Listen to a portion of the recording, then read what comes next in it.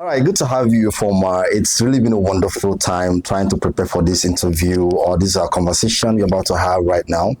And I know you are ready to, blow us away, with so much about, music and worship and I've actually studied a bit of you, and I know you are a lover of God. You love God so much, and that shows in the kind of songs that you do. I actually listened to a couple of your songs, and one of the songs that really blessed me so much is Lifted Up, and I keep singing that song in my dream, and that's because it talks so much about God, and I can see from the way you sang that song that it came from a place of revelation, a place of deep relationship and connection with God. So that's why this particular conversation is really important, because I know that my audience want to meet people that have this deep connection with God, where they are able to, take from them a part of them and probably use it in the administration in church. So, just tell us about yourself. Tell us about yourself and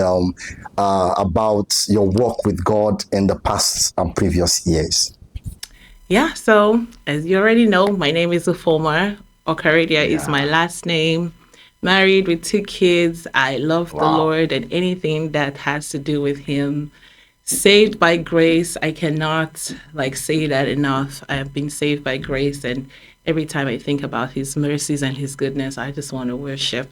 I'm a singer, so you can see that I have so many other things before the word singer. I am a singer by the grace of God as well. I never ever thought that this is the path that God will have me, but God has, in His own infinite mercies, chosen me to walk this path. So I'm a singer. I work a lot at church, love the things of God. Own a business. I have so many things that I do, but everything is centered through my love for the Lord. So that's a little bit about Wow. me. Yeah. That's already a lot. I mean, your work with God.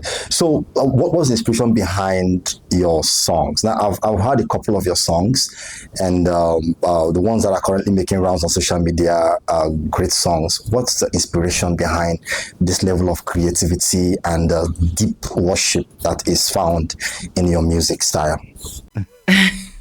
There's a song that says, "Now God do we, now God do we know." Oh, It's that's all God. Like, God is the. I don't actually sit down and say, I want to write a song and then I start writing a song. Truly, the Lord gives me songs in my time. Like, if I just take a moment to worship or just be happy in the presence of the Lord, I believe He just gives me songs. Some of my songs come from my dreams. Like, I sleep and I have an experience with the Lord, and in that moment wow. I'm hearing a song and I try my best to capture that melody and bring it back. Lift It Up, for example. I was in a dream and it seemed like I was with the disciples, looking at Jesus ascending into heaven, and just the awe of that ascension and everything. And I really heard that chorus. I see Jesus lifted up. I see Jesus lifted up. And so when I woke up, I just like, let's catch this melody, and that's where it came. And once I picked the chorus, the more you repeat the chorus, somehow the verses come in, and the music comes. So usually my songs don't come. I don't write the lyrics and start to think of the melody. Usually the lyrics and the melody, even the instrumentation a bit, comes already all together, and so I'm just able to direct the person to say, this is what I heard, can you just replicate this for me on earth? So it's really a gift from God. It's just God's mercies. I On earth. On earth. Okay. Worship is something that that I've seen you do. We worship God, in different ways of expressing our worship to God. Being a worship leader, because of course your song tells a lot about who a person is. I feel that there's a whole lot that is missing, because now your song says, I see Jesus lifted up. Do you think that we need to exalt Jesus more in the kind of music we do? Because, I mean, to tell you the truth, it's quite a long time I really hear songs that are Jesus-centered. I don't know if you feel the same. That is that is the essence of what we do as Christians. We ought to lift Jesus up. That's the essence of the Great Commission, going into all the world and preach the gospel to all creation, like literally. And many people these days, many songs these days, and it's great, it's nice, we want to jive, we want to be excited about many blessings of God, and we want to do dance moves and stuff, and all of that is fun. But if people are not getting saved, if people are not pointed to Jesus, if people are not pointed to the fact that we are living in a world that is full of sin, and that they are living currently in sin, and they need to be saved by the blood of Jesus, we're not doing anything. We're just entertaining ourselves here on earth, and we could have many followers, many likes, but we would not have received a prize from the Lord. The Lord will look at all of our achievements and he will say, nothing, you haven't done anything. So we need to point people to Jesus in our music, in the word.